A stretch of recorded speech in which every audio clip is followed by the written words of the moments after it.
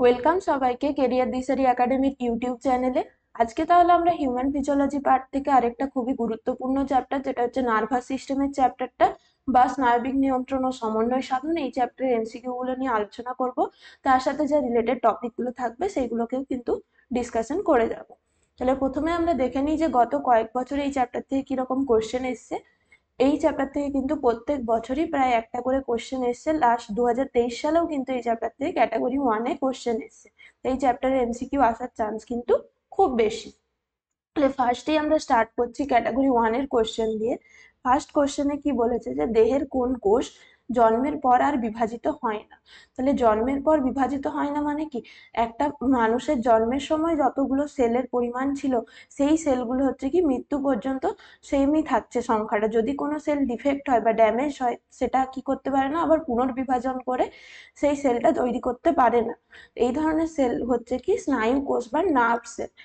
এই নার্ভ সেলগুলো হচ্ছে কিনা তারা কোনো প্রকার মাইটোসিস বা মিওসিস ডিভিশনের মধ্যে যায় না। তাহলে এই সেলের যদি কোনো একটা নার্ভ সেল যদি ড্যামেজ হয়, তার সেটা কিন্তু হচ্ছে কি মৃত্যু পর্যন্ত সেইভাবেই থাকবে, সেটা কখনোই তারা রিপেয়ার করতে পারবে না, বা ডিভিশন করতে পারবে না সেই সেলটা। এই ধরনের আরো কয়েকটা সেল মনে রাখতে হবে। কি, ম্যাচিওর আরবিসির ক্ষেত্রেও সেম ঘটনা হয়।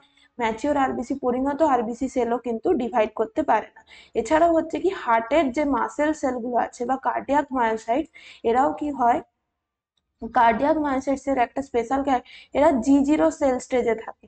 তাই জি জিরো সেল স্টেজে থাকা মানে কি, তারা কখনো ডিভাইড করতে পারে না। যখন এই কুইসেন্ট স্টেজ বা জি জিরো স্টেজে থাকে, সেই সেলগুলো কি করতে পারে না, ফার্দার ডিভাইড করতে পারে না। তাহলে এই উদাহরণগুলো কিন্তু খুব ইম্পর্টেন্ট, মনে রাখতে হবে। বাকি সমস্ত সেল কিন্তু আমাদের বডিতে ডিভিশন করতে পারে, সেটা আবার যেমন লিভারের সেল খুব সহজে খুব তাড়াতাড়ি কিন্তু তারা ডিভাইড করতে পারে। তাহলে এই যে ছবিটা আমরা দেখে নিই, এখান থেকে আমরা কি দেখতে পাচ্ছি, একটা মাল্টিপোলার নিউরনের একটা ছবি এখানে আমরা দেখতে পাচ্ছি। তাহলে এই মাল্টিপোলার নিউরন মানে কি বলা হচ্ছে, মাল্টিপোলার নিউরন তখনই বলা হবে যখন আমরা এই যে ছবিটাতে দেখতে পাচ্ছি কি, এই যে সেল বডি অংশটার থেকে দুটোর চেয়ে বেশি যখন ডেনড্রাইটস এর শাখা থাকবে, তখন তাকে বলা হয় মাল্টিপোলার। একটা অ্যাকশন থাকবে আর সেল বডি, তার সাথে হচ্ছে কি দুইয়ের বেশি যদি ডেনড্রনস থাকে, তখন তাকে আমরা বলি মাল্টিপোলার নিউরনস। সেম ভাবে ইউনিপোলার নিউরনস হবে কখন, ইউনিপোলার মানে শুধুমাত্র সেল বডি আছে আর অ্যাকশন আছে, কোনো প্রকার ডেনড্রাইটস নেই। এগুলো আমরা যখন দেখছি না, একটা ফিটাস যখন এমব্রায়োনিক ডেভেলপমেন্টাল স্টেজে থাকে, তখন এই ধরনের ইউনিপোলার নিউরনস দেখা যায়, শুধুমাত্র সেল বডি আর অ্যাকশন আছে। আর বেশিরভাগ ক্ষেত্রে কি হয়, এই ধরনের মাল্টিপোলার নিউরনস দেখা যায়। আর হচ্ছে কি, কিছু এই যে বাইপোলার নিউরনস থাকে, মানে কি একটা ডেনড্রাইটস থাকবে, একটা অ্যাকশন থাকবে, সেল বডি থাকবে। এই ধরনের যে নিউরনস গুলোকে বলা হচ্ছে বাইপোলার নিউরন। এটা মনে রাখতে হবে কোথায় থাকে, রেটিনাতে, চোখের যে রেটিনাতে, সেখানে কিন্তু আমরা বাইপোলার নিউরনস দেখতে পাই। তাহলে এই যে ডেনড্রাইটস অংশগুলো সেল বডি থেকে, সেল বডির মধ্যে কি থাকছে, নিউক্লিয়াস থাকছে, তার সাথে বিভিন্ন সেল অর্গানেলি থাকবে। আরেকটা স্পেশাল মনে রাখতে হবে কি, নিজেলস গ্র্যানিউল। এই নিজেলস গ্র্যানিউল পাওয়া যায়। নিজেলস গ্র্যানিউল কিন্তু ডেনড্রাইটসেও পাওয়া যায় আর সেল বডিতেও পাওয়া যায়, অ্যাকশনে কিন্তু কোনো প্রকার নিজেলস গ্র্যানিউল পাওয়া যায় না। তাহলে এই ডেনড্রাইটস অংশগুলো তৈরি হচ্ছে সেল বডি থেকে। এই যে শাখার মতো অংশগুলো, তারা কি করবে, তার যে আগের নিউরনটা আছে, এই যে নিউরনটার আগে যে নিউরন আছে, বা হতে পারে যেখান থেকে সে স্টিমুলেশনটা গ্রহণ করছে গ্রাহক অংশ থেকে, কি করবে, নার্ভ ইম্পালসটাকে সে গ্রহণ করবে এবং অ্যাকশনের মাধ্যমে সেই নার্ভ ইম্পালসটাকে পরবর্তী নিউরনসে ট্রান্সমিট করতে হেল্প করে। তাহলে এই যে ডেনড্রাইটস অংশগুলোর থেকে তৈরি হচ্ছে সেল বডি। তারপরে হচ্ছে কি, সেল বডির পরে যে এই যে লম্বা মতো অংশটা, সেটাকেই বলা হচ্ছে কি অ্যাকশন। আর অ্যাকশনের শেষ প্রান্তে কি থাকছে, এই যে নার্ভ এন্ডিংস গুলো থাকছে, এই যে নব লাইকস একটা বেলুনের মতো যে স্ট্রাকচার থাকছে, সেই যে শেষ প্রান্তে, এগুলোকে বলা হচ্ছে ভেসিক্যাল। এই ভেসিক্যালের মধ্যেই কি হবে, আলটিমেটলি যে নিউরো ট্রান্সমিটার্স গুলো, বিভিন্ন যে কেমিক্যাল নিউরো ট্রান্সমিটার্স, অ্যাসিটাইল কোলিন, গাবা, এরা কি হচ্ছে এই ভেসিক্যালস এর মধ্যে জমা থাকে। যখনই নার্ভ ইম্পালস পাচ্ছে, এই নিউরোকেমিক্যাল গুলো বা নিউরো ট্রান্সমিটার্স গুলো রিলিজ হবে সাইন্যাপসে, তখন কি হবে, পরবর্তী নিউরনসে আবার নার্ভ ইম্পালসটাকে ট্রান্সমিট করতে হেল্প করে।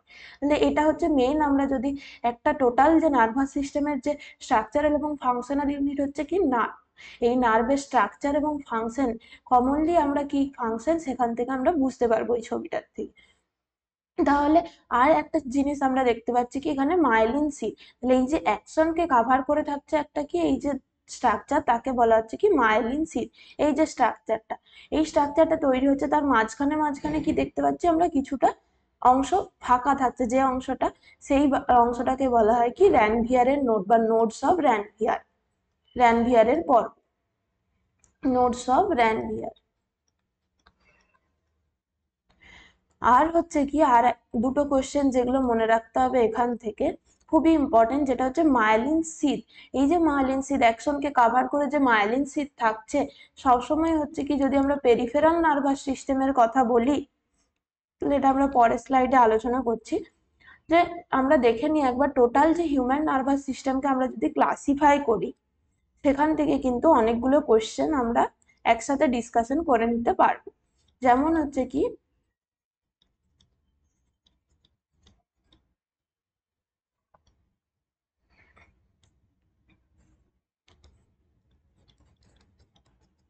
হিউম্যান নার্ভাস সিস্টেম, তাহলে এটাকে যদি আমরা ক্লাসিফাই করি মেন দুটো ভাগ কি পাবো, একটা হচ্ছে সেন্ট্রাল নার্ভাস সিস্টেম, একটা হচ্ছে পেরিফেরাল নার্ভাস সিস্টেম। এই সেন্ট্রাল নার্ভাস সিস্টেমের মধ্যেই থাকছে কি ব্রেন এবং স্পাইনাল কর্ড, এটা আর কোনো ভাগ নেই। তাহলে সেন্ট্রাল নার্ভাস সিস্টেম কি দিয়ে তৈরি হচ্ছে, ব্রেন এবং স্পাইনাল কর্ড দিয়ে। কিন্তু এই যে পেরিফেরাল নার্ভাস সিস্টেম তার আবার দুটো আলাদা আলাদা ভাগ আছে, একটা হচ্ছে কি সোমাটিক নার্ভাস সিস্টেম, একটা হচ্ছে অটোনোমাস নার্ভাস সিস্টেম বা অটোনমিক নার্ভাস সিস্টেম।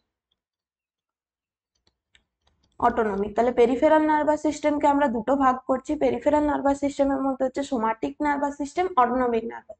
এই সোমাটিক নার্ভাস সিস্টেমে কি হবে, সোমাটিক নার্ভাস সিস্টেমের ফাংশনটা কি আমাদেরকে মনে রাখতে হবে, এটা হচ্ছে কি সিএনএস থেকে যে ইনভলান্টারি যে মাসেলস গুলো, ভলান্টারি মাসেলস বা হচ্ছে কি যেগুলো আমাদের স্কেলিটাল মাসেলস, তার উপরে সিএনএস থেকে ইম্পালস পাঠাবে কোথায়, ভলান্টারি যে মাসেলস আছে সেখানে। ভলান্টারি মাসেলস মানেই হচ্ছে কি আমাদের যে ঐচ্ছিক পেশি, স্কেলিটাল মাসেল। তাহলে সিএনএস থেকে ভলান্টারি মাসেলস বা স্কেলিটাল মাসেলে যে ইম্পালস পাঠাবে কে, সেটা হচ্ছে সোমাটিক নার্ভাস সিস্টেম। অপরপক্ষে অটোনমিক নার্ভাস সিস্টেম কার ওপর কাজ করবে, যেগুলো আমাদের ইন্টারনাল অর্গানস আছে, যেগুলো আমরা আমাদের ঐচ্ছিক পেশির দ্বারা কিন্তু আমরা মানে নিজেদের কন্ট্রোলে নেই, যে অনৈচ্ছিক পেশি যেমন স্মুথ মাসেল বা বিভিন্ন যত সমস্ত অর্গান আছে, heart, lungs, kidney, pancreas, liver, যত অর্গান আছে সমস্তগুলোর ফাংশনটাকে কন্ট্রোল করছে কি ইন্টারনাল অর্গানস আর স্মুথ মাসেলস এর উপর কাজ করে যে নার্ভ ইম্পালস গুলো, সেটা হচ্ছে কি অটোনমিক নার্ভাস সিস্টেম। মানে কি সেন্ট্রাল নার্ভাস সিস্টেম থেকে নার্ভ স্টিমুলেশনটা পাঠাচ্ছে কোথায়, ইন্টারনাল অর্গানসে, স্মুথ মাসেলসে। তাহলে আমাদের বডির যত যেগুলো হচ্ছে ইনভলান্টারি ফাংশনস কন্ট্রোল হচ্ছে কার মাধ্যমে, অটোনমিক নার্ভাস সিস্টেমের মাধ্যমে। আর ভলান্টারি ফাংশনস গুলো কন্ট্রোল হচ্ছে সোমাটিক নার্ভাস সিস্টেমের মাধ্যমে। এই দুটো মেন ডিফারেন্স কিন্তু মনে রাখতে হবে। তাহলে স্মুথ মাসেল সেলের ওপর কাজ করবে।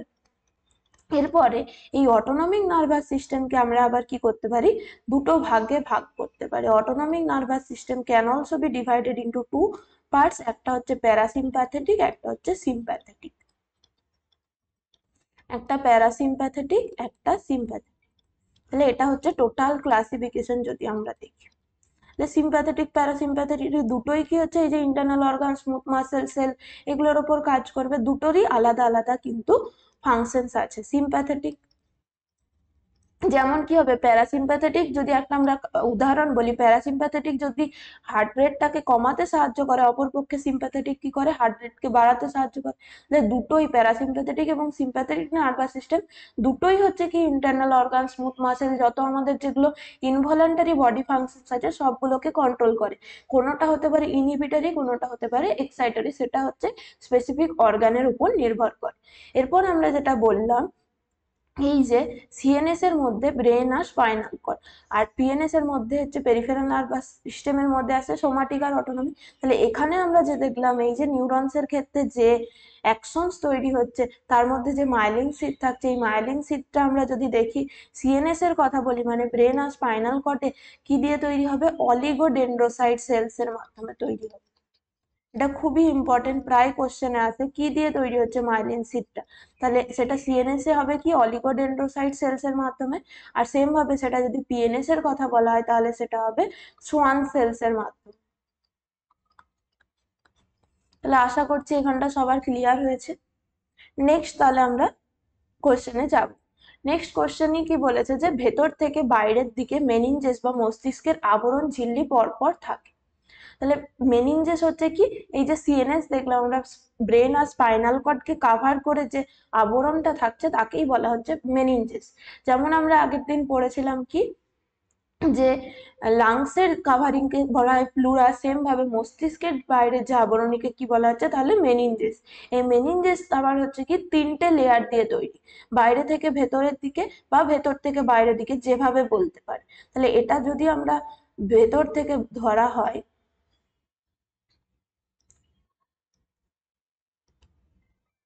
মস্তিষ্কের যদি ভেতরে একটা থাকবে, মাঝে একটা থাকবে, তার বাইরে থাকবে, তাহলে এটা হচ্ছে ইনার সাইড, এটা হচ্ছে ইনার সাইড। তাহলে সব থেকে বাইরের দিকে থাকে কি ডুরা ম্যাটার, সব থেকে বাইরে থাকে ডুরা ম্যাটার, তার মাঝখানে থাকে হচ্ছে অ্যারাকনয়েড ম্যাটার, অ্যারাকনয়েড ম্যাটার, আর সব থেকে ভেতরে থাকে কি হচ্ছে পায়া।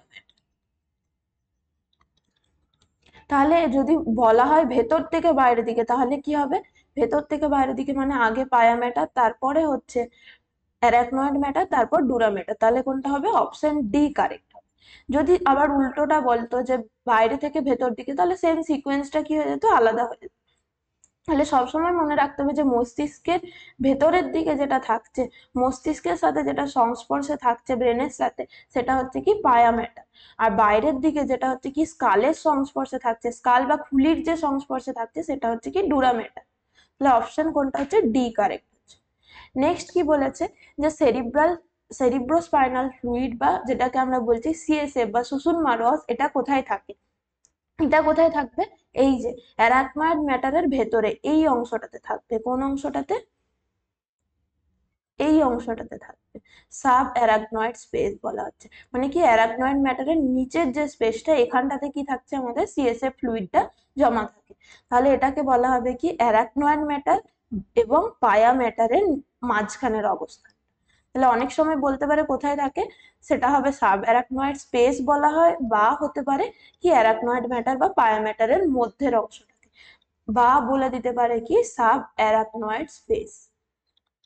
তাহলে এই জায়গাতে থাকবে ব্রেন এবং স্পাইনাল কর্ড উভয়ের ক্ষেত্রেই। নেক্সট কি বলেছে, যে কর্পাস ক্যালোসাম যুক্ত রাখে।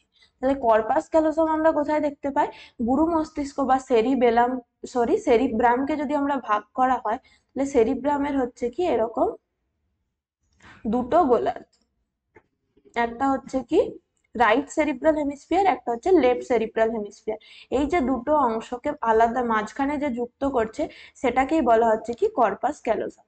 এই কর্পাস ক্যালোসাম কোথায় থাকছে, এই কর্পাস ক্যালোসাম এই দুটোর মাঝখানে, দুটো গুরু মস্তিষ্কের যে গোলার্ধ সেরিব্রাম বা গুরু মস্তিষ্কের রাইট এবং লেফট হেমিস্ফিয়ারের মাঝখানে থাকছে কি কর্পাস ক্যালোসাম। অপশন এ কি হবে কারেক্ট। নেক্সট কোশ্চেন আমরা দেখব। নেক্সট কি বলেছে, যে হাইপোথ্যালামাস হলো। তাহলে হাইপোথ্যালামাসের ফাংশন কি, হাইপোথ্যালামাস যে একটা গুরুত্বপূর্ণ গুরু মস্তিষ্কের পার্ট হচ্ছে কি সেরিব্রামের পার্ট হচ্ছে মানে আমাদের যে অগ্র মস্তিষ্কের পার্ট হচ্ছে কি গুরু মস্তিষ্ক, আর হচ্ছে থ্যালামাস হাইপোথ্যালামাস। এই হাইপোথ্যালামাসের খুবই গুরুত্বপূর্ণ কয়েকটা ফাংশন আছে, যেমন হচ্ছে কি এটা এই যে তৃষ্ণা এবং ক্ষুধার কেন্দ্র হিসেবে কাজ করে। তাহলে প্রত্যেকটা এই যে ব্রেনের যে বিভিন্ন পার্ট গুলো আছে, তারা কোনো না কোনো একটা নিউরাল সেন্টার হিসেবে কাজ করছে। যেমন কি আমাদের যে এই যে খিদে পাচ্ছে বা জল তেষ্টা পাচ্ছে, এটার সেন্টারটা কোথায় আছে, হাইপোথ্যালামাসে। এছাড়াও হচ্ছে যে ঘুমে সাহায্যকারী কেন্দ্র বা স্লিপ সাইকেলটাকে, যে সার্কাডিয়ান রিদিমকে কন্ট্রোল করছে, দিনের বেলায় না রাত্রে বেলায় ঘুমোবে, কতটা টাইম, এই যে ঘুমের পুরোপুরি কন্ট্রোলটা কোথায় আছে, হাইপোথ্যালামাসে। এছাড়াও আরেকটা খুবই গুরুত্বপূর্ণ হচ্ছে, যেটা বডির যে হোমিওস্ট্যাসিস মেনটেন করতে হেল্প করে, যে তাপমাত্রা নিয়ন্ত্রণ করতে হেল্প করে। যে তাহলে খুব ঠান্ডা যদি ওয়েদার হয়, বডি তো একদম ঠান্ডা যাতে হয়ে যাবে না, সেটাকে কন্ট্রোল করবে কি হাইপোথ্যালামাস। তাহলে বাইরের যে এনভায়রনমেন্টের টেম্পারেচারের সাথে বডির টেম্পারেচারকে একটা নির্দিষ্ট তাপমাত্রা কন্ট্রোল করার যে পদ্ধতিটাকে বলা হচ্ছে হোমিওস্ট্যাসিস, আর এই হোমিওস্ট্যাসিস পদ্ধতিটাকে কন্ট্রোল করছে কি হাইপোথ্যালামাস। তাহলে অপশন কোনটা হবে, সমস্তগুলোই হবে, অপশন ডিটা কারেক্ট হবে, ওপরের সব কটি। তাহলে হাইপোথ্যালামাস কিন্তু একটা খুবই গুরুত্বপূর্ণ পার্ট, যেগুলো হচ্ছে কি আমাদের বডির যে অনেক সময় কোশ্চেন আছে যে বডির তাপমাত্রা নিয়ন্ত্রণে কোন অংশটি হেল্প করে, সেটা হবে হাইপোথ্যালামাস, বা এরকম অপশন দিয়ে দিল। এটা মেনলি ক্যাটাগরি 2 এও দিতে পারে এরকম কোশ্চেন, যে অনেকগুলো অপশন দিয়ে দিল হাইপোথ্যালামাসের কোনটা কোনটা কাজ, তখন আমাদের এ বি সি অপশন হতো এরকম। যদি এটা ক্যাটাগরি 2 এ কোশ্চেন থাকতো তাহলে এখান থেকে আমরা এটা বুঝতে পারবো। নেক্সট কি বলেছে যে সংজ্ঞাবহ করোটি স্নায়ু হলো। তাহলে একটা হচ্ছে কি করোটি স্নায়ু, যেগুলো হচ্ছে ব্রেন থেকে তৈরি হচ্ছে, আর একটা হচ্ছে কি স্পাইনাল, যেগুলো হচ্ছে স্পাইনাল নার্ভস, সেগুলো হচ্ছে কি স্পাইনাল কর্ড থেকে তৈরি হচ্ছে। তাহলে করোটি স্নায়ু বা ক্রেনিয়াল নার্ভস এর সংখ্যা কত? ক্রেনিয়াল নার্ভস এর সংখ্যা হচ্ছে 12 পেয়ার্স, 12 পেয়ার্স। সেম ভাবে হচ্ছে কি স্পাইনাল নার্ভস এর কথা যদি বলা হয়, তাহলে স্পাইনাল নার্ভস এর সংখ্যা কত? স্পাইনাল নার্ভের সংখ্যা হচ্ছে 31 পেয়ার। তাহলে এখানে সংজ্ঞাবহ স্নায়ুর কথা বলা হয়েছে, মানে কি যেগুলো হচ্ছে কি বডির যে নার্ভ ইম্পালসটাকে বা স্টিমুলাসটাকে কোথায় নিয়ে যাবে, সেন্ট্রাল নার্ভাস সিস্টেমে, ব্রেন বা স্পাইনাল কর্ডে নিয়ে যাচ্ছে, তাদেরকে বলা হচ্ছে সংজ্ঞাবহ স্নায়ু বা অ্যাফারেন্ট নার্ভ ফাইবার্স। এই অ্যাফারেন্ট নার্ভস গুলো কোথায় কাজ করছে? অ্যাফারেন্ট নার্ভস এগুলো কি হবে, যে কোনো একটা গ্রাহক স্থান থেকে, এখানে ধরলাম আমরা এই যে মাসেলটার মধ্যে ধরলাম এখানে স্টিমুলাসটা দেওয়া হয়েছে, তাহলে এই যে স্টিমুলাসটার থেকে কি করবে, এখান থেকে নার্ভ ইম্পালসটাকে গ্রহণ করে গ্রাহক স্থান থেকে সেটা কোথায় নিয়ে যাবে, সেন্ট্রাল নার্ভাস সিস্টেমে, ব্রেন এবং স্পাইনাল কর্ডে নিয়ে যাবে। সেটা হচ্ছে তারা হচ্ছে কি সংজ্ঞাবহ স্নায়ু। সংজ্ঞাবহ এখানে বলে দিয়েছে করোটি স্নায়ু। তাহলে এই যে 12 পেয়ার্স আমরা ক্রেনিয়াল নার্ভস দেখছি, তার মধ্যে আবার ভাগ আছে। যেমন হচ্ছে কি সংজ্ঞাবহ স্নায়ুর সংখ্যা হচ্ছে কি 3টে। একটা হচ্ছে অডিটরি, অলফ্যাক্টরি, আর একটা হচ্ছে অপটিক। এই 3টে মনে রাখতে হবে, অলফ্যাক্টরি, অডিটরি আর অপটিক। এই 3টে হচ্ছে কি আমাদের গ্রাহক স্থান থেকে নার্ভ ইম্পালসটাকে বা স্টিমুলেশনটাকে কোথায় পৌঁছায়, সেন্ট্রাল নার্ভাস সিস্টেমে পৌঁছায়। তাহলে এই অলফ্যাক্টরিটা হচ্ছে কি স্মেল যে সেন্সেশনটাকে বা ঘ্রাণের যা যে স্টিমুলেশনটা আছে সেটাকে কোথায় নিয়ে যাবে, সিএনএস এ। অডিটরি বা এটাকেই বলা হয় কি ভেস্টিবিউলো কক্লিয়ার। এটা হচ্ছে কি আমাদের কোনো যে এই যে সাউন্ডটাকে আমরা যে শুনতে পাচ্ছি, তার জন্য পুরোপুরি যে সাউন্ডের যে সেন্সেশনটাকে ট্রান্সপোর্ট হচ্ছে কার মাধ্যমে, অডিটরি বা ভেস্টিবিউলো, ভেস্টিবিউলো কক্লিয়ার এই নার্ভটার জন্য। সেম ভাবে অপটিকটা, এই অপটিক নার্ভ কোথায় আছে, যে রেটিনার একদম শেষ অংশটাতে যেখান থেকে অপটিক নার্ভস তৈরি হচ্ছে, সেই অপটিক নার্ভস কোথায় চলে যাচ্ছে, এটা গিয়ে হচ্ছে ব্রেনের যে অসিপিটাল লোব আছে সেখানে কি করবে, যে অপটিক মানে যেখানে আমাদের যে শ্রবণের জন্য যেমন সেন্টার আছে কোথায়, অডিটরি বা ভেস্টিবিউলো কক্লিয়ার, এই নার্ভটা কোথায় গিয়ে কাজ করছে, ব্রেনের যে টেম্পোরাল লোবে তার কি হচ্ছে সেন্টার আছে, নার্ভ সেন্টার। সেম ভাবে হচ্ছে কি অপটিক সেন্টারটা কোথায় হচ্ছে, সেটা হবে আমাদের অসিপিটাল লোবে। তাহলে এইভাবে ফাংশন করছে। এটা কোথায় নিয়ে যাবে, এই যে নার্ভ স্টিমুলেশনটাকে, সিএনএস, এইটাকে যে অ্যাফারেন্ট নার্ভসটা নিয়ে যাচ্ছে, এটা ধরলাম অপটিক নার্ভ। তাহলে অপটিক নার্ভ কি করবে, চোখের যে রেটিনা থেকে নার্ভ স্টিমুলেশনটাকে নিয়ে যাবে কোথায়, প্রথমে থ্যালামাস রিলে সেন্টারে যাবে, দিয়ে সেখান থেকে সেটা কোথায় চলে যাবে, যে অসিপিটাল লোব আছে, শ্রবণ সেন্টার বা শ্রবণের যে কেন্দ্র আছে, সেই অসিপিটাল লোবে নিয়ে যাবে, দিয়ে সেখান থেকে সেইটাকে ইন্টারপ্রিট করবে এবং আমরা দেখতে পাবো। সেম ভাবে অডিটরির ক্ষেত্রে কি হচ্ছে, সেই সিমুলেশনটাকে প্রথমে থ্যালামাস বা রিলে সেন্টারে যাবে। সবগুলোর ক্ষেত্রে থ্যালামাস কি করে, রিলে সেন্টার বা একটা সেন্টার হিসেবে কাজ করে, যেখানে সবার প্রথমে সব স্টিমুলেশন গুলো আসবে বা নার্ভ ইম্পালস গুলো আসছে, সেটা কি করবে এরপর বিভিন্ন নির্দিষ্ট তার যে আলাদা আলাদা সেন্টার আছে সেখানে কি করবে, পাঠাবে। তাহলে সেটা কোথায় যাবে, অডিটরির ক্ষেত্রে সেটা কোথায় হবে, সেম ভাবে টেম্পোরাল লোবে তার যে নির্দিষ্ট শ্রবণ কেন্দ্রে যাবে। তাহলে এই যে 3টে হচ্ছে সংজ্ঞাবহ করোটি স্নায়ু হচ্ছে, এখানে অপশন কোনটা হবে, বি, অডিটরি। সেম ভাবে হচ্ছে কি কিছু আছে মোটর বা ইফারেন্ট নার্ভস, তার মধ্যে ইফারেন্ট নার্ভ যেমন হচ্ছে এই যে স্পাইনাল অ্যাক্সেসরি, স্পাইনাল অ্যাক্সেসরিটাও হবে কি ইফারেন্ট নার্ভস। এছাড়াও হবে কি অ্যাবডুসেন্স, এটাও হবে কি ইফারেন্ট বা এগুলোকে বলা হচ্ছে মোটর নার্ভস। তাহলে এটা হবে মোটর, স্পাইনাল অ্যাক্সেসরি হবে মোটর, ভেগাসটা হবে কি মিক্সড নার্ভ। মানে কি এটা হচ্ছে কি যে স্টিমুলেশনটাকে গ্রাহক স্থান থেকে সিএনএস এ পাঠাবে, সেম ভাবে হচ্ছে কি সিএনএস থেকে আবার কি করবে, যারা মিক্সড নার্ভ তারা কি করবে, সিএনএস থেকে আবার সেটাকে যে প্রেরক স্থানে পাঠাবে, সেইটা হচ্ছে কি তারা হচ্ছে মিক্সড। আর উল্টোটা হবে কি মোটর নার্ভস তারা হচ্ছে শুধুমাত্র এই যে সিএনএস বা সেন্ট্রাল নার্ভাস সিস্টেম, ব্রেন এবং স্পাইনাল কর্ড থেকে নার্ভ ইম্পালসটাকে কোথায় পাঠাবে, যেখানে যে কাজটা করতে হবে সেখানে প্রেরক স্থানে বা যেখানটাতে হচ্ছে কি রিসেপ্টার্স আছে সেখানে গিয়ে কাজ করবে। স্পাইনাল অ্যাক্সেসরি, অ্যাবডুসেন্স এগুলো হচ্ছে মোটর নার্ভসের উদাহরণ, আর ভেগাসটা হচ্ছে কি মিক্সড নার্ভসের উদাহরণ। এগুলো কিন্তু খুবই ইম্পর্টেন্ট, মনে রাখতে হবে। নেক্সট আমরা দেখে নিই কি বলেছে, যে নিচের কোন করোটি স্নায়ুটি মিশ্র প্রকৃতির। তাহলে অলরেডি আমরা বলেছি অপশন কোনটা হবে, ডি, ভেগাস নার্ভস। এই ভেগাস নার্ভটা কিন্তু যে অনেকগুলো ফাংশনস করে, এটা আমাদের হার্টের ওপর যেমন কাজ আছে, হার্টের ওপর ফাংশন করে, সেম ভাবে ডাইজেশনের ওপর কাজ করে, যে ডাইজেশনে কতটা পরিমাণে যে মাসেল গুলো কতটা কন্ট্রাকশন হবে, এবং যে ইয়ের মধ্যে স্টমাকের মধ্যে যে এইচসিএল সিক্রেশন কতটা হবে সেটাকেও কিন্তু কন্ট্রোল করে কি ভেগাস নার্ভ। তাছাড়াও হচ্ছে যে যে আমাদের খাবার গিলতে সাহায্য করছে, সোয়ালোইং এ হেল্প করে, এরকম অনেক ফাংশন কিন্তু ভেগাস নার্ভের আছে একসাথে। অপটিকটা বললাম আমরা কি সেন্সারি নার্ভ, বা হচ্ছে কি সংজ্ঞাবহ ট্রক্লিয়ার, এটা হবে কি মোটর, আর অলফ্যাক্টরি এটাও হবে সেন্সারি। নেক্সট আমরা দেখে নিই তাহলে কি বলেছে, যে প্রতিবর্ত চাপ যা দিয়ে গঠিত হয়। প্রতিবর্ত চাপ বা রিফ্লেক্স আর্ক, এই রিফ্লেক্স আর্ক কিভাবে তৈরি হয়? রিফ্লেক্স আর্ক মেনলি হচ্ছে যে কোনো যে একটা গ্রাহক স্থান থেকে সেটাকে যে কি হবে, প্রথমে সিএনএস এ পাঠাবে, স্পাইনাল কর্ডে হতে পারে, সিএনএস এ পাঠাবে, দিয়ে সেখান থেকে আবার হচ্ছে কি সেটা যে মাসেলস এর মধ্যে, পেশির মধ্যে পাঠাচ্ছে, যেখানে সেটা কাজ করবে নার্ভ স্টিমুলেশন। এটা হচ্ছে কি পুরোপুরি একটা প্রতিবর্ত চাপ। তাহলে এটা হচ্ছে কি প্রথমে গ্রাহক স্থান, দিয়ে সেখান থেকে সুষুম্না কাণ্ডে যাবে, সিএনএস এর পার্ট হচ্ছে কি স্পাইনাল কর্ড, সুষুম্না কাণ্ডের মধ্যেই হচ্ছে কি আমাদের এই যে রিফ্লেক্স আর্ক বা প্রতিবর্ত চাপ তৈরি হচ্ছে, যেটা সেখানে হচ্ছে কি রিফ্লেক্স সেন্টার হিসেবে কাজ করবে। সেই স্পাইনাল কর্ড থেকে আবার সেটা কি হবে, নার্ভ স্টিমুলেশনটাকে কোথায় পাঠাবে, প্রেরক স্থানে বা পেশি, যেখানে গিয়ে সেটা কাজ করবে। এটা টোটাল হচ্ছে কি একটা প্রতিবর্ত চাপের উদাহরণ। নেক্সট কি বলেছে, নিচের কোনটি হৃদস্পন্দনের হারকে কমাতে সাহায্য করে? তাহলে এই কোশ্চেনটা আমরা আগেই বলেছি কি প্যারাসিম্প্যাথেটিক সিস্টেম। প্যারাসিম্প্যাথেটিক সিস্টেম কি করবে, হার্ট রেটকে কমাবে। যখন হার্ট রেট বেড়ে যাচ্ছে, প্যারাসিম্প্যাথেটিক নার্ভাস সিস্টেম অ্যাক্টিভেট হবে এবং কি করবে, হার্ট রেটটাকে কন্ট্রোলের মধ্যে এবং কমাতে সাহায্য করবে।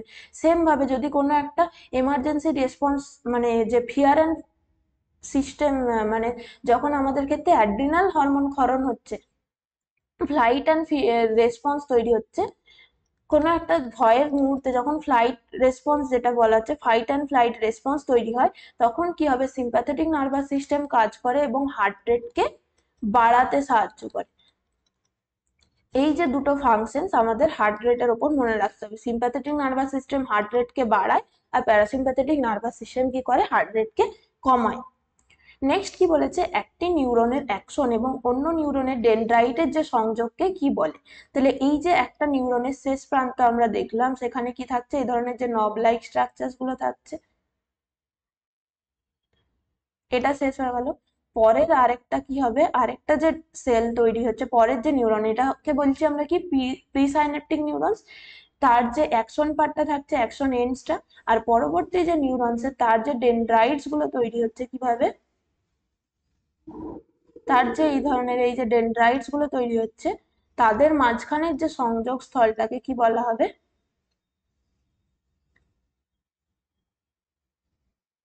তার যে মাঝখানের যে সংযোগ স্থলটাকে আমরা বলছি কি, এখানে কি থাকবে, তারপর সেল বডি থাকবে,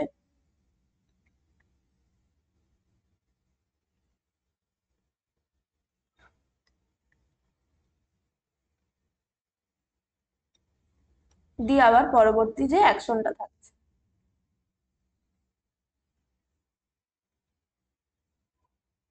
তাহলে সেম ভাবে এই যে নিউরনস, প্রিসাইন্যাপটিক অ্যাকশন আর পোস্টসাইন্যাপটিক যে ডেনড্রনের মধ্যে এই অংশটাকে বলা হচ্ছে কি সাইন্যাপস বলা হয়, বা এটাকে অনেক সময় বলা হয় কি সাইন্যাপটিক ক্লেফট। এই সাইন্যাপটিক ক্লেফট অংশে কি হবে, এই যে নিউরো ট্রান্সমিটার্স গুলো এখান থেকে রিলিজ হবে, সেটা কি করবে, এই যে অংশটার মাধ্যমে ট্রান্সমিট হবে এবং পরবর্তী ডেনড্রাইটস এর মধ্যে যাবে। সেটা হতে পারে কি, বেশিরভাগ ক্ষেত্রে আমরা দেখতে পাই কি কেমিক্যাল নিউরোট্রান্সমিটার্স থাকে বা কেমিক্যাল সাইন্যাপস বলা আছে, যে বিভিন্ন যে অ্যাসিটাইল কোলিন গাবা যেগুলো নিউরোট্রান্সমিটার আছে তারা রিলিজ হবে এবং এখানে ট্রান্সমিট হবে। কিছু কিছু নিউরনসে দেখা যায় কি তারা ইলেকট্রিক্যাল ইম্পালস ট্রান্সমিট করে, সেগুলোকে বলা হচ্ছে কি ইলেকট্রিক্যাল সাইন্যাপস। এটার পরিমাণ কিন্তু খুবই কম। এখানে কিন্তু এটাকে এই দুটোর মধ্যে কিন্তু ভুল করলে চলবে না, সাইন্যাপস বলা হচ্ছে এটাকে বা সাইন্যাপটিক ক্লেভ বলা হয়। কিন্তু সাইন্যাপসিস কাকে বলা হয়? সাইন্যাপসিস আমরা পড়েছিলাম কোথায়? কোষ বিভাজনের ক্ষেত্রে, যেখানে হোমোলোগাস ক্রোমোজোম গুলো, যে মিওসিস ডিভিশনের সময় হোমোলোগাস ক্রোমোজোম গুলো কি হচ্ছিল, যে ডায়াড ফর্মেশন করছিল বা একসাথে জোড়বদ্ধ হচ্ছিল, ডায়াড তারপর টেট্রাড ফর্মেশন হচ্ছিল, সেখানে কি ছিল? সাইন্যাপসিস। সেই হোমোলোগাস ক্রোমোজোমের যে জোড়বদ্ধ হওয়ার পদ্ধতিতে কি বলা হয়? সাইন্যাপসিস। এই সাইন্যাপসিস আর সাইন্যাপসের মধ্যে কিন্তু গুলালে চলবে না। নেক্সট কি বলেছে, যে নার্ভ তন্তু রিপোলারাইজেশনের সময় যে পদ্ধতিটি ঘটে। তাহলে এটা কিন্তু আমাদেরকে পুরো মেকানিজমটাই, যে নার্ভ ইম্পালস তৈরি হচ্ছে কিভাবে এবং ট্রান্সমিট হচ্ছে কিভাবে, এই পুরো প্রসেসটা আমাদেরকে বুঝতে হবে। তাহলে আমরা যদি দেখি, এটা হচ্ছে নার্ভের মেমব্রেনটা, এটা ধরলাম নার্ভের মেমব্রেনটা, এটা হচ্ছে বাইরেটা। এখানে বাইরের যে ফ্লুইডটা আছে অ্যাক্সনের বাইরে, এটা হচ্ছে অ্যাক্সনের মেমব্রেন, এটা হচ্ছে অ্যাক্সনের বাইরে ইন্টারস্টিসিয়াল স্পেসটা, ইন্টারস্টিসিয়াল। আর এটা হচ্ছে কি ভেতরটা এক্সোপ্লাজম যেখানে আছে, তাহলে এক্সনের ভেতরের যে সাইটোপ্লাজমটা আছে সেটাকে বলা হচ্ছে এক্সোপ্লাজম, আর বাইরের যে ইন্টারস্টিসিয়াল ফ্লুইড। তাহলে এইভাবে আমাকে এরপরে আমাদেরকে কি হবে, মেকানিজমটা বুঝতে হবে। তাহলে নর্মাল যখন রেস্টিং কন্ডিশনে আছে, কোনো স্টিমুলাস প্রেজেন্ট নেই, তখন কি হচ্ছে, নার্ভটা কোনো ইম্পালস কন্ডাকশন করছে না। সেই রেস্টিং স্টেটে কি দেখা যায়? রেস্টিং স্টেটে দেখা যায় কি, আর তার সাথে মনে রাখতে হবে এখানে কিছু ভোল্টেজ গেটেড এরকম চ্যানেল আছে, যেখানটাকে বলা হচ্ছে কি, এইটাকে বলা হচ্ছে সোডিয়াম পটাশিয়াম পাম্প প্রেজেন্ট থাকে। তারা হচ্ছে কি সোডিয়াম পটাশিয়ামকে ট্রান্সপোর্ট করতে পারে, অ্যাক্টিভ ট্রান্সপোর্ট করতে পারে এই সোডিয়াম পটাশিয়াম পাম্পের। এখানে দুটো মেকানিজম কাজ করে। তাহলে রেস্টিং কন্ডিশনে আছে তখন কি হবে, এই যে মেমব্রেনটা হচ্ছে কি মোর পারমিয়েবল টু, এটা হচ্ছে কি এই মেমব্রেনের থ্রু দিয়ে এখানে ভেতরে কে আসতে পারে, কে প্লাস আসতে পারে, মেমব্রেনের থ্রু দিয়ে কে আসতে পারে, ভেতরে কে প্লাস আসতে পারে। কিন্তু এটা তখন হবে রেস্টিং কন্ডিশনে। যদি আমরা বলি তাহলে সেটা হচ্ছে কি, রেস্টিং কন্ডিশনে এটা যদি রেস্টিং স্টেটে থাকে, কোনো নার্ভ ইম্পালস যখন ট্রান্সমিট হচ্ছে না, সেটা ইমপারমিয়েবল টু Na+। তাহলে Na+ ভেতরে বা বাইরে এই মুহূর্তে আসতে পারবে না, Na+ এর জন্য কোনো স্থান নেই। এখানটা হচ্ছে কি, তাহলে এখানটা পজিটিভ থাকছে, বাইরেটাতে কি থাকছে তখন, বাইরেটাতে বেশি পরিমাণে সোডিয়াম থাকছে। Na+ এর পরিমাণটা তখন হচ্ছে রেস্টিং কন্ডিশনে বাইরে, এই যে ইন্টারস্টিসিয়াল স্পেসে সোডিয়ামের পরিমাণটা বেশি, ভেতরে যেহেতু এটা হচ্ছে পারমিয়েবল হচ্ছে, এই মেমব্রেনটা রেস্টিং স্টেটে কি হবে, পটাশিয়ামের জন্য পারমিয়েবল, তখন সেটা ভেতরে পটাশিয়াম থাকছে, তার সাথে হচ্ছে কিছু নেগেটিভলি চার্জ প্রোটিন থাকছে। এই এক্সোপ্লাজমের মধ্যে যে নেগেটিভলি চার্জ প্রোটিন থাকে, তার সাথে পটাশিয়াম থাকে কিছুটা পরিমাণে, যেহেতু পটাশিয়ামটা পারমিয়েবল, কিন্তু কোনো প্রকার সোডিয়াম যেতে পারে না, মেমব্রেনের মধ্যে দিয়ে যেতে পারে না। কিন্তু আমরা দেখবো কি এরপরে, এই যে মেমব্রেনটার মধ্যে দিয়ে এখানে কি হবে, অ্যাক্টিভ ট্রান্সপোর্ট হবে সোডিয়াম পটাশিয়াম পাম্প।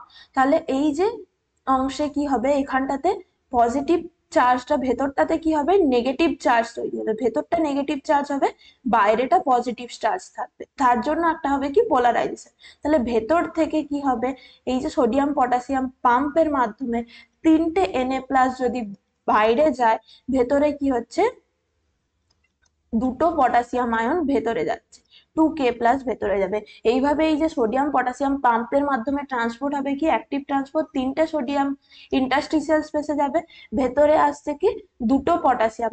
তাহলে আলটিমেটলি নেট রেজাল্ট হচ্ছে কি, ভেতরটা নেগেটিভলি চার্জ থাকছে, যেহেতু নেগেটিভ প্রোটিন গুলো থাকছে, নেগেটিভলি চার্জ প্রোটিন থাকছে, তাছাড়াও হবে কি বাইরেটাই যে Na+ এর পরিমাণটা বেশি থাকছে, Na+ যে আয়ন গুলো বেশি থাকছে, যেহেতু তিনটে করে Na+ বাইরে বার করছে, K+ ভেতরে ঢোকাচ্ছে, বাইরের যে ইন্টারস্টিসিয়াল স্পেসে Na+ এর লেভেলটা অলরেডি আয়নটা বেশি আছে, তাহলে বাইরেটা তখন কি থাকছে, পজিটিভলি চার্জ থাকছে। এটা ধরলাম বাইরেটা। আর ভেতরটা কি হচ্ছে, নেগেটিভ চার্জ আছে,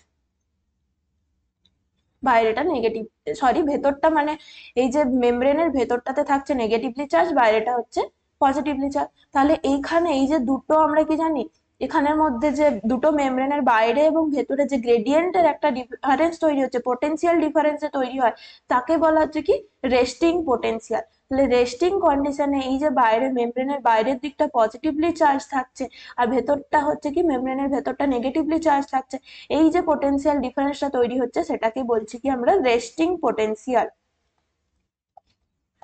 রেস্টিং পোটেনশিয়াল। এরপরে কি হবে, রেস্টিং পোটেনশিয়াল, এটা অলরেডি মানে এই যে কন্ডিশনটাকে বলা হচ্ছে পোলারাইজড কন্ডিশন, যখন সেটা রেস্টিং পোটেনশিয়াল স্টেটে থাকছে তখন সেটাকে বলা হবে কি পোলারাইজড কন্ডিশন। এরপরে ধরলাম এই যে সাইডটা, এটাকে বলছি আমরা নাম দিচ্ছি এ, আর এটা হচ্ছে বি, পরের এখানটা। এরপরে ধরলাম এখানে কোনো একটা নার্ভ ইম্পালস এসছে, কোনো একটা স্টিমুলাস এসছে, এরপরে কি করতে হবে, সেই নার্ভটাকে যে সিগন্যালটাকে কি করতে হবে, পরপর কন্ডাকশন করে নিয়ে যেতে হবে। তখন কি হবে, যে এই যে বাইরের যে ভেতরে কি ছিল, পটাশিয়াম ছিল, তখন কি করবে, যে এই যে সোডিয়াম মেমব্রেনটা কি হয়, বেশি পারমিয়েবল হয়ে যায় সোডিয়ামের জন্য। তাহলে সোডিয়াম তখন কি করে, ভেতরে যায়, ভেতরে সোডিয়াম যাবে, তখন আরো বেশি পরিমাণে যদি সোডিয়াম যায় ভেতরে, তখন কি ছিল, আগে রেস্টিং কন্ডিশনে বাইরেটাতে কি ছিল, সোডিয়াম বেশি ছিল, যখনই কোনো স্টিমুলাস আসছে মেমব্রেন পারমিয়েবিলিটিটা চেঞ্জ হয়, মেমব্রেনটা পারমিয়েবল হয়ে যায় সোডিয়াম আয়নের জন্য, তাহলে বেশি পরিমাণে সোডিয়াম আয়ন কি আসছে, ভেতরে আসছে। তাহলে ভেতরে আসা মানে কি, এখানে তখন যে পজিটিভ আয়নের পরিমাণটা কমছে, এটা চেঞ্জ হয়ে হলো কি পজিটিভ, আর বাইরেটা তখন হলো, বাইরেটাতে যেহেতু পজিটিভ আয়নের পরিমাণটা কমছে, তখন সেটা কি চলে আসছে, বাইরেটা নেগেটিভলি চার্জ আসছে। তাহলে স্টিমুলাস আসার সাথে সাথে কি হবে, মেমব্রেনের পারমিয়েবিলিটি চেঞ্জ হয়, আর সোডিয়াম আয়নটা কি হয়ে যায়, পারমিয়েবল হয়ে যায়, সেলের মানে মেমব্রেনের মধ্যে আসতে পারে। তাহলে এখানে পজিটিভ আয়ন পজিটিভলি চার্জ হলো, এখানটা নেগেটিভলি চার্জ হলো, এই যে পোটেনশিয়াল একটা গ্রেডিয়েন্ট আবার কি হলো, চেঞ্জ হলো। এরপরে আমরা জানি কি, ইলেকট্রিক কারেন্ট কোথা থেকে কোথায় ট্রান্সফার হয়, পজিটিভ চার্জ থেকে নেগেটিভ চার্জের দিকে। তাহলে এ থেকে তখন বি এর দিকে কি হচ্ছে, একটা যে কারেন্ট ট্রান্সমিট হচ্ছে, সেম ভাবে আবার এখানে কি হচ্ছে, বাইরের দিকে যে পজিটিভ চার্জ থেকে নেগেটিভ চার্জের দিকে কারেন্ট ট্রান্সফার হচ্ছে, একটা টোটাল কারেন্টের একটা সার্কিট তৈরি হচ্ছে বলতে পারি।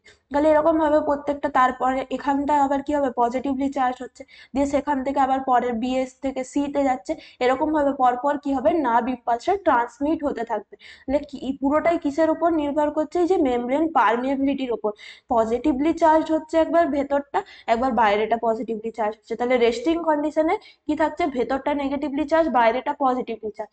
যখনই কোনো নার্ভ স্টিমুলেশন আসছে, Na+ কি হবে, ভেতরে আসবে বেশি পরিমাণে, তখন হবে ভেতরটা পজিটিভলি চার্জ হচ্ছে। তাহলে একটা অংশ যখন শুরু হচ্ছে না ইম্পালসটা ট্রান্সমিশন, সেখান থেকে কি হবে, কাউন্টার কারেন্ট ট্রান্সফার হবে। তাহলে এই যে এ সাইড থেকে তখন বি এর দিকে কারেন্ট যাচ্ছে, সেম ভাবে বাইরে হবে কি, অপোজিট ডিরেকশনে কারেন্ট ট্রান্সফার হচ্ছে। এভাবে হচ্ছে কি পর পর বি থেকে পর সি, সি থেকে ডি, এইভাবে পুরো কি হবে, যেখান থেকে গ্রাহক স্থান থেকে সিএনএস পর্যন্ত ট্রান্সফার হবে নার্ভ ইম্পালসটা, সেম ভাবে পুরো মেকানিজমটা চলবে। কিন্তু এটা কতক্ষণ চলবে, বেশিক্ষণ তো চলবে না, আবার সেটাকে কি করতে হবে, এটাকে বলছি কি আমরা অ্যাকশন পোটেনশিয়াল। এই যে টাইমে এখানে যে পোটেনশিয়াল ডিফারেন্সটা তৈরি হচ্ছে তাকে বলছি অ্যাকশন পোটেনশিয়াল। প্রথমে কি ছিল, যখন রেস্টিং স্টেটে ছিল তখন রেস্টিং পোটেনশিয়াল, পরে যখন এখানে নার্ভ ইম্পালস ট্রান্সমিশনের জন্য যে পোটেনশিয়াল তৈরি হচ্ছে সেটাকে বলা হচ্ছে অ্যাকশন পোটেনশিয়াল। আবার হচ্ছে কি, নার্ভ ইম্পালস ট্রান্সমিশন হয়ে গেল, আবার সেটাকে কি হতে হবে, রেস্টিং স্টেটে আসতে হবে। তখন কি হবে, আবার এটা যে পারমিয়েবল হয়ে যাবে কিসের জন্য, বেশি পরিমাণে যে পটাশিয়ামটাকে ভেতরে আসবে, সোডিয়ামটা কি হবে, বাইরে যাবে। তাহলে এখানে কি হবে, যে মেমব্রেনটা তখন পারমিয়েবিলিটিটা আবার চেঞ্জ হবে, মেমব্রেন পারমিয়েবিলিটি চেঞ্জ হয়ে কি হবে, ভেতর থেকে বাইরের দিকে কে যাবে, সরি, তখন হচ্ছে কি পটাশিয়াম আয়নগুলো আসবে ভেতরে, পটাশিয়াম আয়ন ভেতরে আসবে, বেশি পারমিয়েবিলিটিটা বাড়বে পটাশিয়াম আয়নের জন্য। পটাশিয়াম আয়ন যদি ভেতরে আসে, পটাশিয়াম আয়নটা পরিমাণ বাড়ছে, তখন আবার কি হবে, এই যে ভোল্টেজ গেটের চ্যানেলের মাধ্যমে সোডিয়ামটা কি করবে, বাইরে বার করে দেবে, পটাশিয়ামটাকে ভেতরে রাখবে। সেম ভাবে আবার আগের যে কন্ডিশনটা রেস্টিং স্টেটে কি ছিল, ভেতরে পটাশিয়ামটা বেশি ছিল, নেগেটিভলি চার্জড আয়ন্স গুলো, যে প্রোটিনস গুলো ছিল বাইরে এনএ প্লাসটা বেশি ছিল। সেম ভাবে আবার সেই রেস্টিং স্টেটটাতে, তাহলে এটা প্রথম ছিল কি পোলারাইজড কন্ডিশন, তারপর যখন অ্যাকশন পোটেনশিয়াল জেনারেট হচ্ছে তখন হচ্ছে কি ডিপোলারাইজেশন, আবার যখন সেটা রেস্টিং স্টেটে ফিরে আসছে তাকে বলা হচ্ছে রিপোলারাইজেশন। তাহলে রিপোলারাইজেশনের সময় কি হবে, এই যে মেমব্রেনটা কে প্লাস চ্যানেলস গুলো, মেমব্রেনের মধ্যে পারমিবিলিটিটা কার বাড়বে, কে প্লাসের। কে প্লাস কি করতে পারবে, বাইরে থেকে ভেতরে আসতে পারবে, কিন্তু এনএ প্লাস কিন্তু এভাবে মেমব্রেনের মধ্যে দিয়ে যাওয়া আসা করতে পারবে না। যখনই এখানে কে প্লাস আসছে এরপরে কি করবে, সেটাই যে ভোল্টেজ গেটের যে এনএ প্লাস কে প্লাস পাম্পের মাধ্যমে এনএ প্লাস কে তারপরে বাইরে বার করবে, কে প্লাস কে আরো ভেতরে নিয়ে যাবে। তাহলে এটাকে বলা হচ্ছে রিপোলারাইজেশন। তাহলে এই পুরো প্রসেসটা আশা করছি সবাই বুঝতে পেরেছে। তাহলে নাড়তন্তু যখন রিপোলারাইজেশন হচ্ছে, যখন আবার রেস্টিং পোটেনশিয়ালে ফিরে যাবে, তখন কি হবে, তখন এনএ প্লাস চ্যানেলগুলো, মেমব্রেন পারমিয়েবিলিটি, মেমব্রেন কিন্তু এনএ প্লাসের জন্য পারমিয়েবল না, তখন বদ্ধ থাকবে এনএ প্লাস চ্যানেল, কিন্তু কি থাকবে, ওপেন থাকছে k plus channel. K plus গুলো কি করতে পারে, বাইরে থেকে ভেতরে আসতে পারে মেমব্রেনের মধ্যে। তাহলে অপশন কোনটা হবে, ডি, 3 এবং 4। তাহলে তিনটে জিনিস মনে রাখতে হবে, একটা হচ্ছে পোলারাইজড কন্ডিশন, পোলারাইজড কন্ডিশনে কি হলো, এনএ প্লাসের জন্য পারমিয়েবল নয়, শুধুমাত্র কার জন্য পারমিয়েবল, কে প্লাসের জন্য। যখন ডিপোলারাইজড কন্ডিশন হচ্ছে তখন কি হচ্ছে, ডিপোলারাইজেশনের সময় এনএ প্লাসের জন্য পারমিয়েবিলিটি হয়ে যাচ্ছে, পারমিয়েবল হচ্ছে, কিন্তু কে প্লাসের জন্য নয়। আবার যখন ডিপোলারাইজেশন স্টেটে আসবে, রিপোলারাইজ যখন আবার হবে, তখন কি হবে, আবার উল্টে যাবে, পটাশিয়ামের জন্য পারমিয়েবল হবে, সোডিয়ামের জন্য হবে না। তো এই তিনটে কিন্তু খুব ভালোভাবে মনে রাখতে হবে। আশা করছি এটা তোমাদের সবার ক্লিয়ার হয়েছে। এই প্রসেসটা কিন্তু একটুখানি কমপ্লিকেটেড, বই থেকে সবাই পড়বে, আশা করছি একবারে সবাই বুঝতে পারবে না, কিন্তু আমি যেভাবে বললাম এইভাবে পোলারাইজেশন কখন হবে, পোলারাইজেশন কিভাবে হচ্ছে, ডিপোলারাইজেশন হচ্ছে, এই তিনটে মেন পয়েন্ট মনে রাখতে হবে, যে সোডিয়াম কখন, মেমব্রেন পারমিয়াবিলিটি সোডিয়ামের জন্য কখন থাকছে, কখন পটাশিয়ামের জন্য থাকছে। নেক্সট কি বলেছে, যে চোখের আলোক সংবেদনশীল কোষ কোথায় থাকে। তাহলে চোখের ক্ষেত্রে মেনলি যে আলোক সংবেদী যে পিগমেন্ট সেলস গুলো হচ্ছে কি দুই ধরনের থাকে, একটা হচ্ছে রড সেলস, একটা হচ্ছে কোন সেলস। এই রড সেলস গুলো কি করে, এর মধ্যে রোডোপসিন পিগমেন্ট থাকে, এগুলো হচ্ছে রাত্রের বেলায় যখন অন্ধকার আলোতে, নাইট যখন কম আলোতে দেখতে সাহায্য করে কারা, রড সেলস গুলো। তাহলে রাত্রেবেলায় যে স্কোটোপিক ভিশনও এটাকে অনেক সময় বলা হয়, নাইট ভিশনের জন্য দায়ী হচ্ছে রড সেল। আর কোন সেল হচ্ছে কি বিভিন্ন যে উজ্জ্বল বর্ণের আলোকে, দিনের আলোতে যে, বা উজ্জ্বল বর্ণের আলো লাল নীল যে ভায়োলেট, এই যে কালার গুলো উজ্জ্বল আলোতে দেখতে সাহায্য করে কে, লাইট ভিশনের জন্য দায়ী হচ্ছে কে, কোন সেলস। এই ফটো পিগমেন্টের যে সেলস গুলো কোথায় থাকে, রেটিনা অংশতে প্রেজেন্ট থাকে। তাহলে এই রড সেলস এর মধ্যে যে রোডোপসিন থাকে, তার মধ্যে কেন এটা নাইট ভিশনের জন্য দায়ী, এটা মনে রাখতে হবে।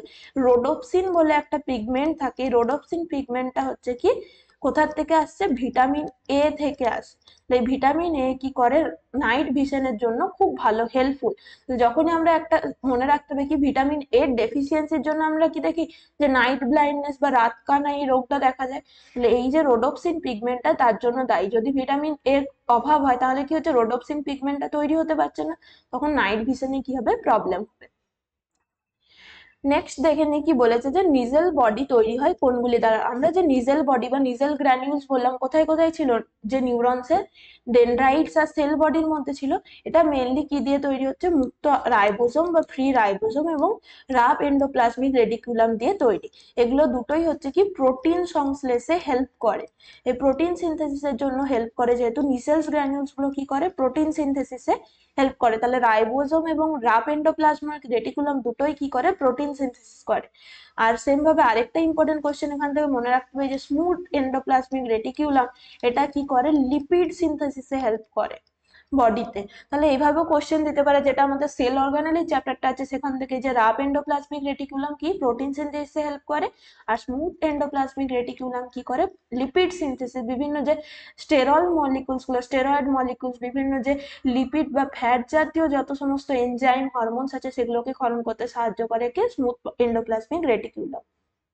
নেক্সট আমরা তাহলে ক্যাটাগরি 2 এর কোশ্চেন গুলো নিয়ে আলোচনা করব। আশা করছি তোমাদের যে কোশ্চেনগুলো নিয়ে আমরা আলোচনা করছি অনেকটাই হেল্পফুল হচ্ছে এবং তোমরা বুঝতে পারছো। যদি কোনো অসুবিধা হয় অবশ্যই কমেন্ট সেকশনে জানাবে। এবং নেক্সট দিন আমরা কিন্তু বোটানির একটা চ্যাপ্টার সালোক সংশ্লেষ নিয়ে আলোচনা করব। তাই আগের থেকে বলে রাখলাম সবাই ওই চ্যাপ্টারটা কিন্তু পড়ে রাখবে এবং ওই চ্যাপ্টার থেকে খুব ইম্পর্টেন্ট কিছু কোশ্চেন নিয়ে আমরা আলোচনা করব।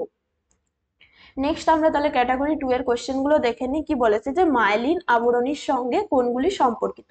মানে মাইলিন আবরণী বা যে মাইলিন সিদের কথা বললাম সেটার সাথে কোন কোনগুলো এখানে সম্পর্কিত।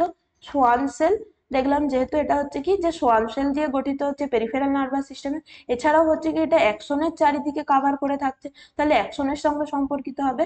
আরেকটা হচ্ছে কি অলিগোডেন্ড্রোগ্লিয়া বা অলিগোডেন্ড্রোসাইটস, এগুলো হচ্ছে কি সেন্ট্রাল নার্ভাস সিস্টেমে মাইলিন আবরণী তৈরি করতে হেল্প করছে। তাহলে অপশন এ বি সি তিনটেই কিন্তু হচ্ছে কি মাইলিন আবরণীর সঙ্গে সম্পর্কিত।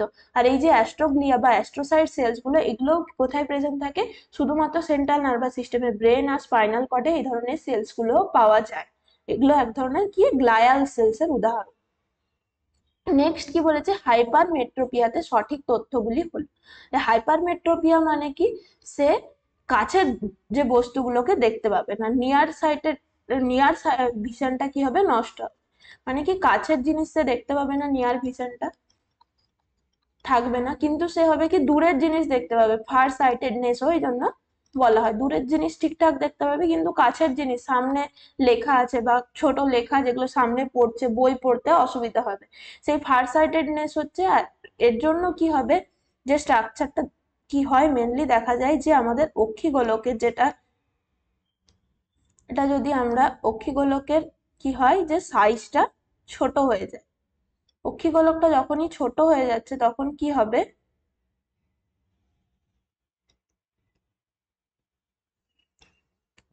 কি হবে, এটা ধরলাম আগে নর্মাল যে অক্ষিগোলকের সাইজ ছিল, সেটা যদি এতটা পরিমাণে ছোট হয়ে যায় তখন কি হচ্ছে, রেটিনাতে এখানে তৈরি হওয়ার কথা কিন্তু রেটিনাটা এখন কোথায় আছে, এখানে।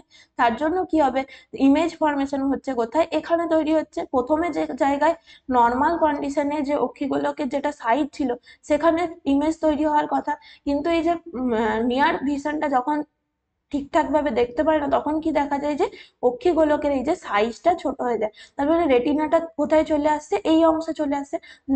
তখন কি হবে, রেটিনার পেছনে এই জায়গাতে ইমেজ ফরমেশন হচ্ছে। রেটিনার পেছনে যদি ইমেজ ফরমেশন হয় তখন কি হবে, আমাদের এই যে উত্তল লেন্স ব্যবহার করতে হয়। কনভেক্স লেন্সের মাধ্যমে যদি ইউজ করা হয়, চশমাতে কনভেক্স লেন্স ইউজ করা হয় এই সমস্ত ক্ষেত্রে, তখন সে ঠিকঠাক ভাবে দেখতে পাবে। তাহলে এটার ক্ষেত্রে কি হবে, অক্ষিগোলক ছোট হয়ে যায় আর উত্তল লেন্সের ব্যবহার করতে হয়। সেম ভাবে যদি আমরা মায়োপিয়ার ক্ষেত্রে বলি তাহলে উল্টোটা হবে। সেক্ষেত্রে সে কি করতে পারবে, তার যে কাছের ভিশনটা ঠিক থাকবে, সামনের জিনিসপত্র বস্তুগুলো ঠিকঠাক দেখতে পাবে, কিন্তু দূরের বস্তুগুলো ফার সাইডের যে ভিশনটা, দূরের কোনো বস্তু সে দেখতে পাবে না ঠিকঠাক করে। তখন কি হচ্ছে, নর্মাল যে এই যে অক্ষিগোলকের হওয়ার কথা সেটা কি হবে, এই কন্ডিশনে দেখা যাচ্ছে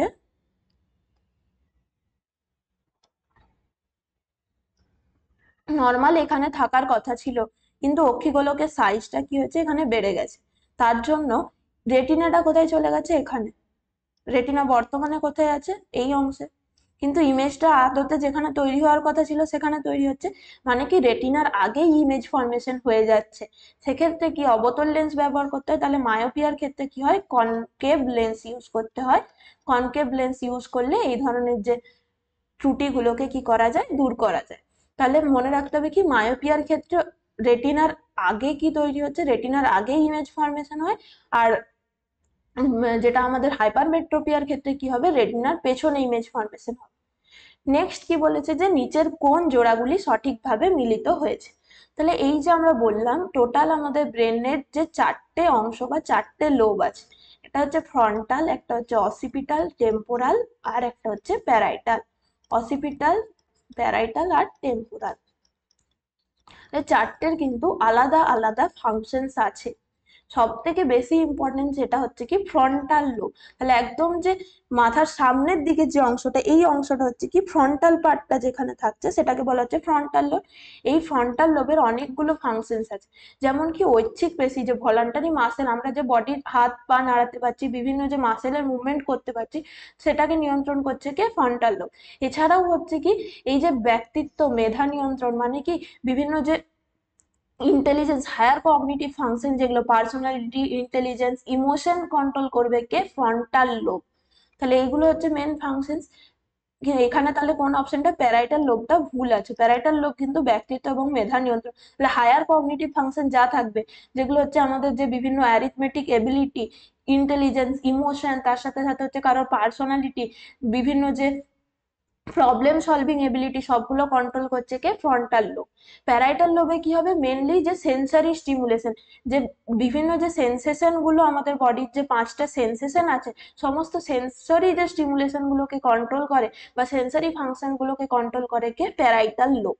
বেশিরভাগ ক্ষেত্রে, বেশিরভাগ শুধুমাত্র হচ্ছে কি শ্রবণ আর দর্শন বাদ দিয়ে বাকি যত সমস্ত সেন্সারি ফাংশনস আছে এবং ইন্টারনাল অর্গানসের যে ফাংশনস আছে, সেগুলোকে কিছুটা পরিমাণে কন্ট্রোল করে কে প্যারাইটাল লোব।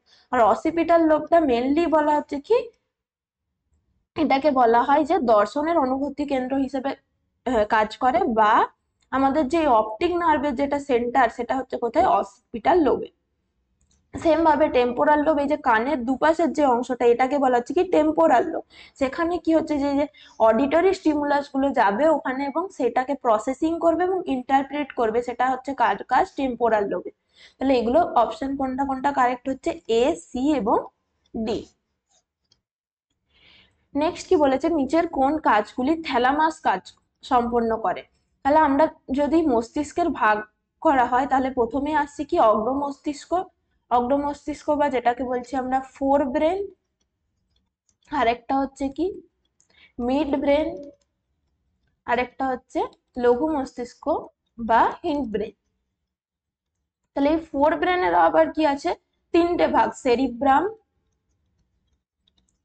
থ্যালামাস আর হাইপোথ্যালামাস, মেন পার্ট যেগুলো, thalamus and hypothalamus. Hypothalamus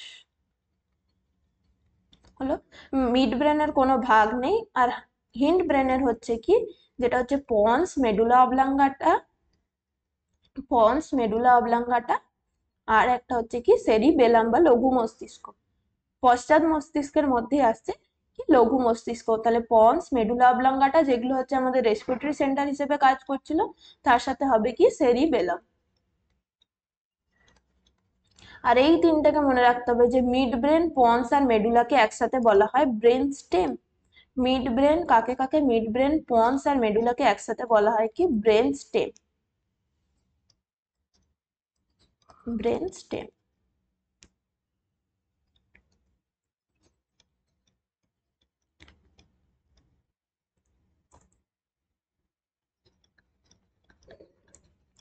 next তাহলে এখানে কি বলেছে, আমাদের থ্যালামাসের ফাংশনস গুলো জানতে চেয়েছে।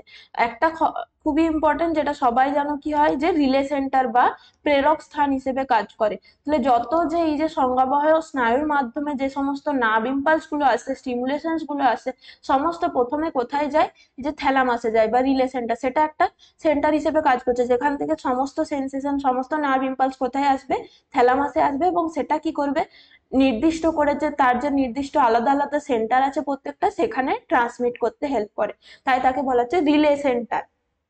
নেক্সট হচ্ছে কি বলেছে, যে প্রতিবর্ত কেন্দ্র হিসেবে কাজ করে, এটা ভুল আছে।